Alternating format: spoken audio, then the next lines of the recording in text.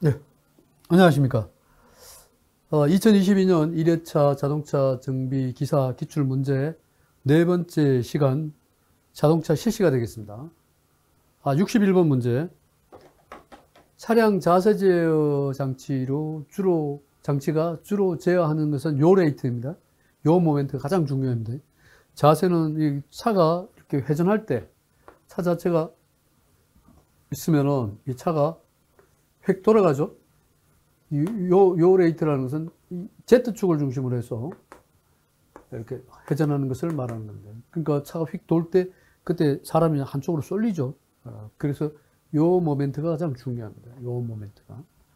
그래서 차량 자세 제어에서 가장 중요한 것은 바로 요 모멘트다.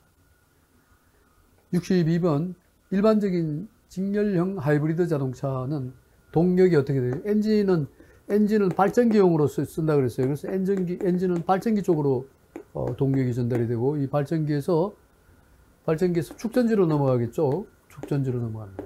축전지로 넘어가서 그다음 축전지에서 전동기로 빠진다는 거죠.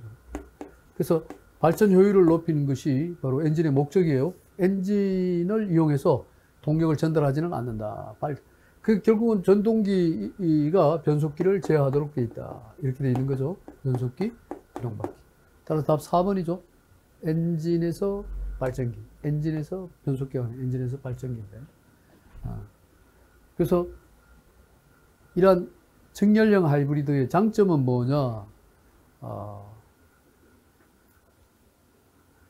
배출가스가 적게 나오죠. 순수하게 발전기용으로만 적용하기 때문에 배출가스가 적다는 장점이 있고요.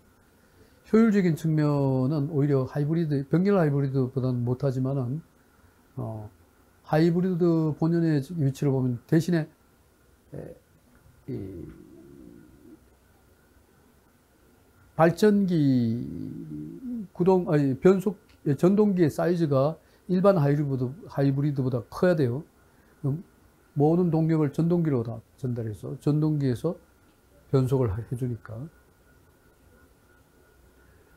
63번으로 넘어가겠습니다. 4번이죠. 63번 자동차 주행 저항을 계산하는 식. 자동차 중량이 요구되지 않은 거. 이것도 시험에 자주 나옵니다. 계속 나옵니다. 약방이 감축 나오죠. 구름 저항은 우리가 R이라고 하죠. 롤링이라고 해서 RR. WR이라고 할까요? 이거 좋아요. RR. 뮤W죠. 뮤W. 원래 차를 보면은 차 바퀴가 있다고 합시다. 그럼 차 바퀴가 이렇게 있으면은 앞으로 전방으로 작용하는 힘. 뮤W라 하면은 이 힘이 W면은 이쪽으로 가는 힘. 이거는 뮤W가 되죠. 그래서 W가 존재하죠. 구름저항은. 구배저항은 등판저항이라고도 하죠. 이렇게 돼 있으면은 하중이 이렇게 있다. 이렇게 해서 W가 작용하고 있으면 일로 내려가는 하중. 결국은 이렇게 삼각형을 그리면 여기 알파라 그러면 여기 알파가 되죠. 그러면 이게 W 뭐예요? 사인 알파.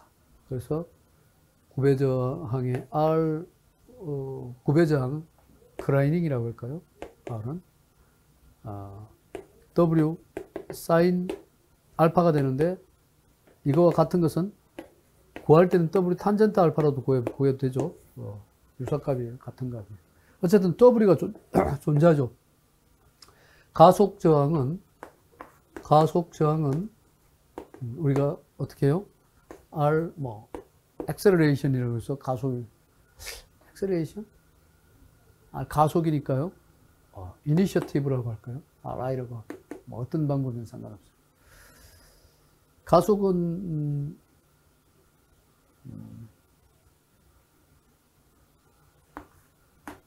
W분의 G분의 A라고 앞에 분모는 G가 들어가고 이거는 A에 들어가서 W 플러스 W 프라임 이렇게 되죠. 가속장. 이때 W나 W 프라임 다 들어가 있죠. 가속장. 공기장은 RA라고 합시다. 공기장은 2분의 로 A V 자선 곱하기 CD 개수인데, 항력계수라고 그러죠. 저항계수. 여기서는 뭐가 없어요? W가 안 보이네, 그죠?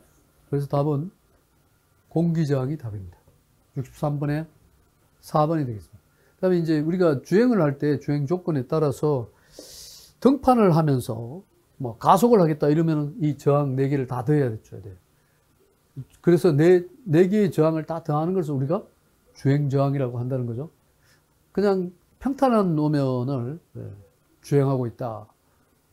정속 주행한다. 그럼 구름 저항하고 평탄한 노면이니까 공기 저항 이 두 가지만 들어가요. 평탄한 노면에서 가속을 하겠다 그러면 구름 저항, 공기 저항, 가속 저항이에요. 그다음에 언덕길을 올라가는데 가속을 해서 올라가겠다 그러면 네 가지 다 더해야 돼요.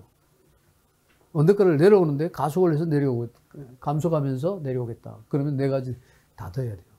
그래서 그런 게 시험에 나오죠. 자, 63번 됐고요. 64번으로 넘어가겠습니다. 앞 차축 조향 너클의 설치 방식에 대한 설명으로 옳은 것은 우리가 엘리엇 타입이라고 하면은 엘리엇 타입은 이렇게 되어 있는 거죠. 이쪽이 뭐야? 이쪽이 이제 바퀴가 이렇게 들어가요. 엘리엇 타입은 여기는 뭐가 들어가요? 프론트? 이거 프레임 쪽이죠. 프레임. 이쪽은 바퀴 쪽. 이게 엘리엇 대표적인 예요. 엘리엇. 엘리엇은 앞차축 양쪽 부분에 요크가 된 형식이다. 엘리엇 타입이 요크가 된 형식이면 양 끝부분에 요크가 된 형식이면 이 요크에 조향 너클을 끼워서 킹핀을 조향한다. 이렇게 조향한다. 여기 엘리엇은 앞차축 윗부분에 조향 너클 설치되면은 킹핀이 아래쪽으로 돌출된다. 양 끝 부분에 앞차축에 양 끝 부분에 요크가 된 차축의 양 끝 부분에 여기 요크가 있죠? 이렇게 된 이거죠. 된 형식. 요크에 조향 너클을 끼워서 이 가장 많이 쓰는 형태죠. 요게 이제 너클이 이런 식으로 되어 있는. 1번 맞습니다. 여기 엘리엇은 이거의 반대죠. 여기 엘리엇은 어떻게 되죠? 차축 자체가 이렇게 그냥 들어가면은 여기에 이런 식으로 되어 있어요. 반대로 이렇게. 이건 뭐야? 프레임에다가 프레임을 확장시켜서 이렇게 놓고 타이어죠. 타이어가 이렇게 들어갑니다. 이게 엘리엇이고 이게 여기 엘리엇이에요. 마몬드하고 르망은 마몬드는 윗부분에 있는 거고 르모앙은 아래쪽에 있는 거고.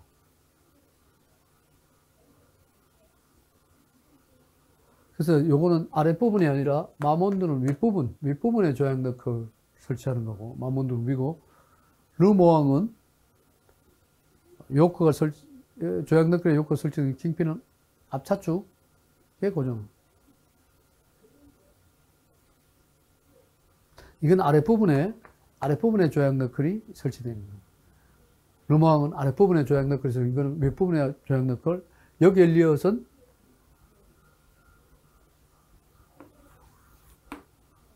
조향 너클의 형태가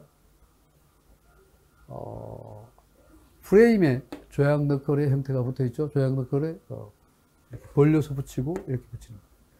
이렇게 해서 답은 64번에 1번이 되겠습니다. 자, 프레임의 형태에 따라서 르모앙, 엘리엇, 역 엘리엇 타입들 알아보죠. 캐스트에 대한 설명으로 틀리는 것은 자, 우리가 휠 어라이먼트에 4가지가 있는데 캠버, 캐스트, 킹핀, 토인 이게 이제 캐스트는 방향성을 제어하는 것이 중요합니다. 조향 방향, 직진성을 향상시키고 조향 방향성을 부여한다. 직진성이 되어 있다. 좌우 바퀴에 캐스트가 다른 경우에 차량에 쏠림이 발생한다. 동일 차축이 한 차축이 차량이 반대쪽 차량보다 앞 또는 뒤로 처져 있는 것이다. 맞죠? 3번 같은 경우는 캐스트가 다른 이 차량의 경우 차량에 쏠림이 발생돼 이건 아니죠. 그래서 우리가 65번에 쏠림이 발생할 수 있다. 좌우 바퀴 캐스트가 다른 경우에 캐스트가 하나는 다른 경우 쏠림이 발생될 수 있습니다. 그럼 동일 차축의 한쪽 차륜이 반대쪽 차륜보다가 앞도는 뒤로 간다. 이걸 우리가 이렇게 얘기할 수 있죠. 봐요. 차가 이렇게 바퀴가 이렇게 4개가 있어야 되는데 이런 식으로 된다는 거죠. 앞에 이렇게 되거나 또는 뭐 이 반대로 이렇게 되거나 이런 거. 이걸 셋백이라고 그래요. 셋백. 이런 걸 뭐라 한다? 셋백. 답이 4번이 틀렸죠. 앞차축이 앞으로 쏠리거나 앞으로 가거나 뒤로 이렇게 가 있는 것을 셋백한 거예요. 셋백. 그래서 답은 4번이 틀렸습니다. 셋백. 66번 공기 브레이크에서 브레이크 페달에 의해서 개폐되며 페달이 이동된 모양의 양에 따라 공기 탱크에 내에 압축 공기를 도입하여 제동력을 조절하는 것은 공기 브레이크에서 브레이크 페달에 의해서 개폐되며 브레이크 페달이 이동된 양에 따라 공기 탱크 내에 압축 공기를 도입하여 제동력을 조절하는 것은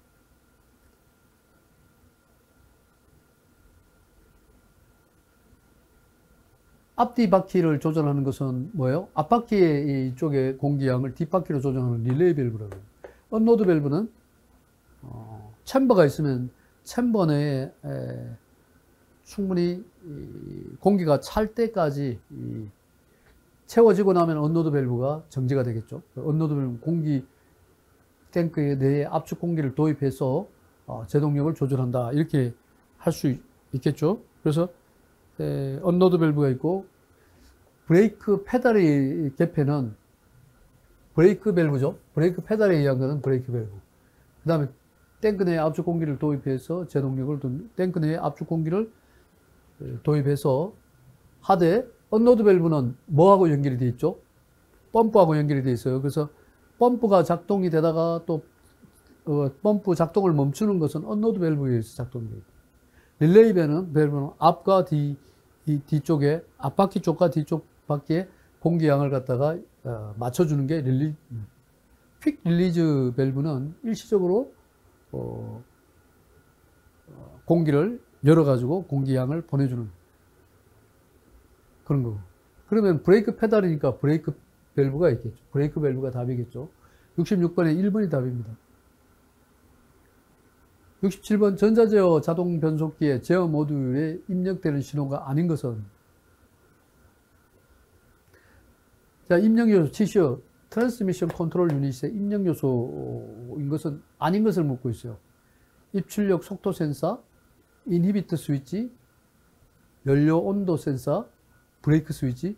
자, 실질적으로 우리가 전자제어 트랜스미션에는 입출력 속도 센서가 있습니다. 이거를 펄스 제너레이터, 펄스 A, 펄스 B라고 합니다. 펄스 A, 펄스 B. 이거는 펄스 A는 입력이고요. 펄스 B는 출력입니다. 출력. 맞죠? 입출력 속도 센서.